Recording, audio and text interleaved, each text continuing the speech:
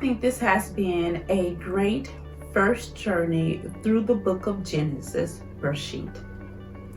I feel blessed to be able to share Torah Chat Points to you guys, and because my hope is that that people, including myself, will begin to read and study the Torah as a guide to help us understand the rest of the scriptures. Remember, we're just touching the surface through this first cycle of Genesis, and I am most definitely looking forward to the next cycle.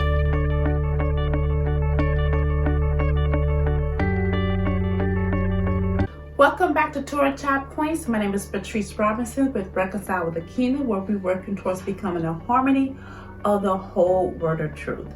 Don't forget to hit that subscribe button, comment, like, and share this video as a way of showing your support. We're going to go through the significant events of the last two chapters of Genesis, chapter 49 and 50. Chapter 49. Israel, the person, has gathered his children so they can hear the final words of their father. Israel did not only speak to the children of Israel, he also spoke prophecy to his children, to each one of them. Afterwards, Israel was buried among his father in the land of Canaan in the cave that was purchased by Abraham.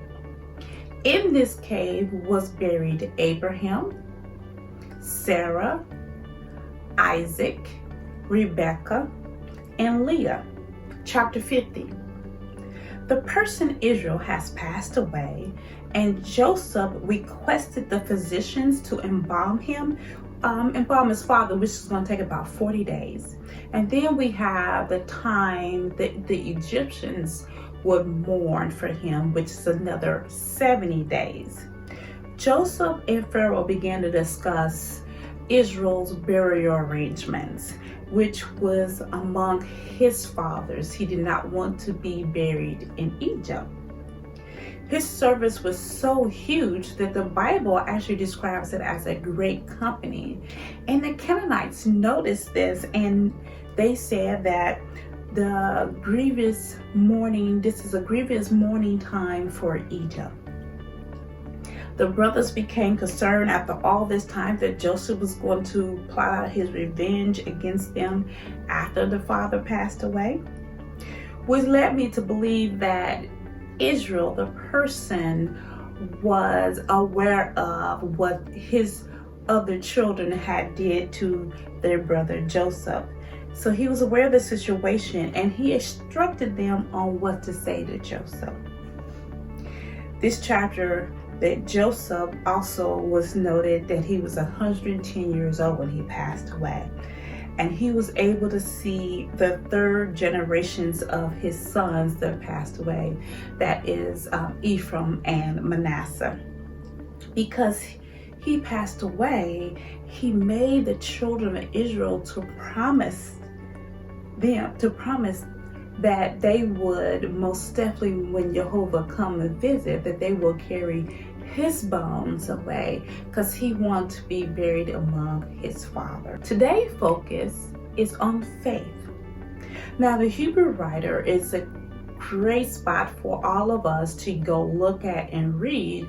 If you have not, I'm pretty sure most people have read that, but it will give you the faith of the forefathers, the patriarchs in the Bible. Hebrews chapter 11 verse 21-22 recognizes both Jacob, Israel, and Joseph's faith.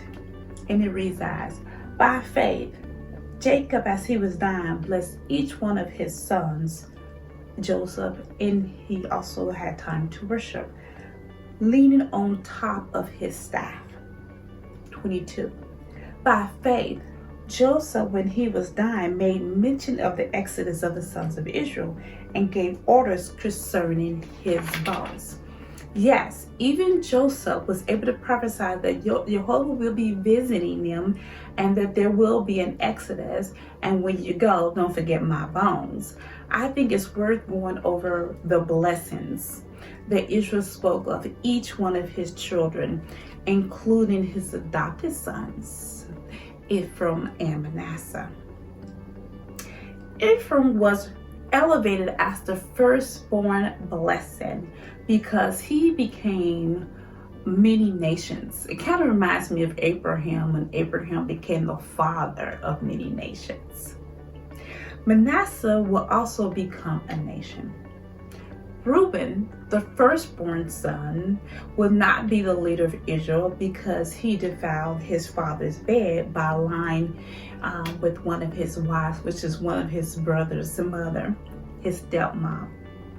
Simeon, he was rebuked because the massacre of Shechem, along with his brother Levi. So both of them was rebuked by Israel because of what they did to the men of Shechem after they was upset what happened to their sister. Judah will be praised, and the king of Israel will come out of his loins, and also the Messiah will come from Judah's bloodline. Dan will produce judges and promote justice within the tribes. Naphtali, he will produce beauty and praises for Israel. Gad will be warriors, and Asher will be victorious, prosperous. Issachar will be a beast of burden and will be a slave of labor. One thing to note about Issachar, as you will learn, that they was very tuned into the seasons, the feast. Zebulun will be prosperous merchants. Joseph will be prosperous and fertile, so they will be able to grow. Benjamin will also be victorious warriors. This is just a summary of the information that was gathered. There's actually a lot more, and you will learn as you go.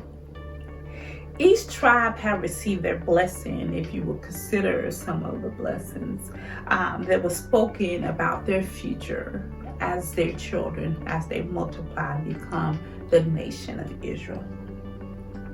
Now, we have just finished the first cycle of Genesis, and we're moving on to the book of Exodus.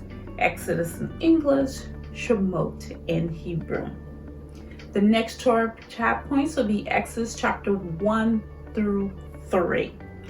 As you all know, that man does not live by bread alone, but he lives by every word that proceeded out of the mouth of Yehovah. Have a blessed rest of the week.